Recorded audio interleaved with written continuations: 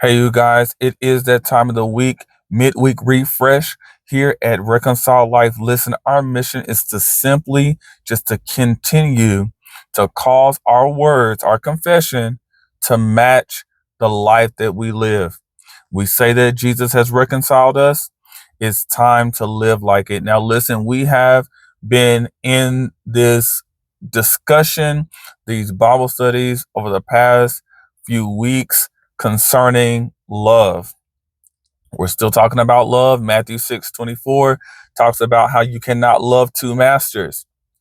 But today we're going to be coming from the book of First John, chapter 1, actually, coming from verse number 7. Now it says, "But if we walk in the light as he is in the light, we have fellowship with one another, and the blood of Jesus Christ, his son, cleanses us from all sin." But I really want to focus on verse number 6. And it says, "If we say that we have fellowship with him and walk in darkness, we lie and do not practice the truth." Let me say that again. If we say that we have fellowship with him and walk, when we're talking about and walking in a way, we're talking about this is consistent. This is the way you live your life. This is the way you are operating. And we walk in darkness. We lie and do not practice the truth. So my question to you is, are you a liar? We come into the services week in and week out. These are for those of us that believe and confess that Jesus is Lord and all these things.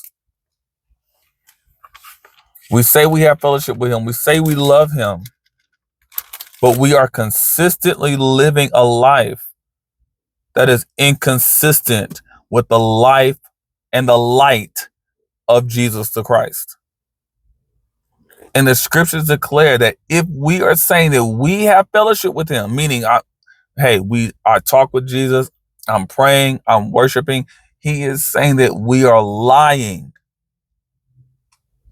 And I want to take you to a very familiar passage, which is Galatians chapter 5, because he said, if you're walking in darkness.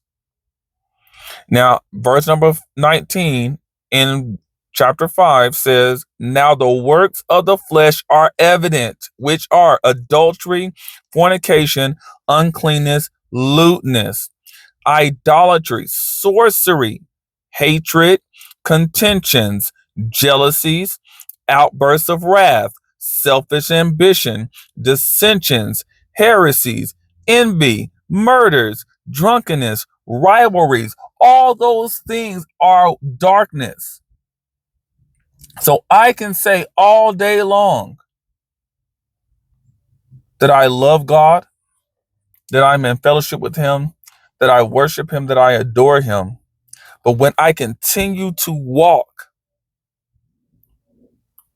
in these works of the flesh, I am doing nothing more than lying to myself. How many of us are sitting up in a church service with our hands lifted up, singing, praising, crying, but continuously walking in this way, continuously walking in a way that's contrary to him, trying to claim fellowship with him as well? The scriptures declare that we are lying.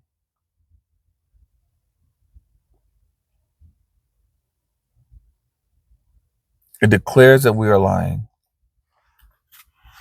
So I want us today, as we get ready, many of us, we've just had midweek service at various locations. We're preparing and getting ready for our experiences or worship services on Sunday, on Saturday, whatever day you have chosen to worship.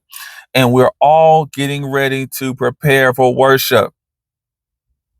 But in the midst of getting your set list, in the midst of preparing songs, in the midst of getting the ushers ready, in the midst of all of that, please make sure that we get to the point that we do not come before his presence as a liar, that we do not come before his presence and only try to acknowledge him on Sunday or Saturday, whatever day we gather. And then you leave there to go and continue to walk in darkness.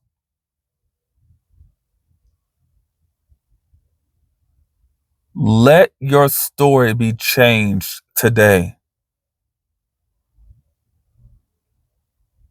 Let your story not be that you were nothing more than an actor or nothing more than a hypocrite, nothing more than a liar, because you confessed one thing, but you consistently walked in another. Jesus said, "Why call me Lord and not do the things that I say?" He also said that you can't serve two masters. So if you are going to walk in darkness, meaning this is a way of life for you, then that means who you follow is really what your master is. Jesus said you're only going to love one and hate the other. So I want to challenge you today to not be a liar, to not confess one thing and do another. One of those works of the flesh was outbursts of wrath.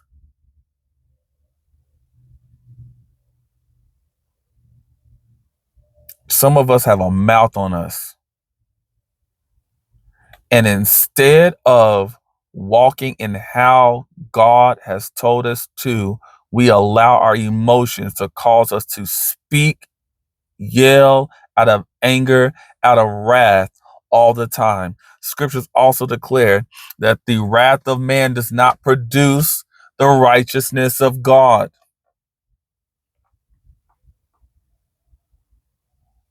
So if you're continuously, it leads you, it guides in how you speak, how you walk, how you interact with others.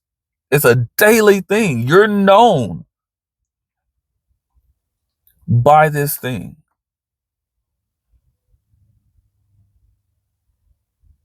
Don't be a liar. Don't confess a love that you refuse to walk in. Your day is blessed. I want you to soberly think about that today. And I want you to go out and live reconciled.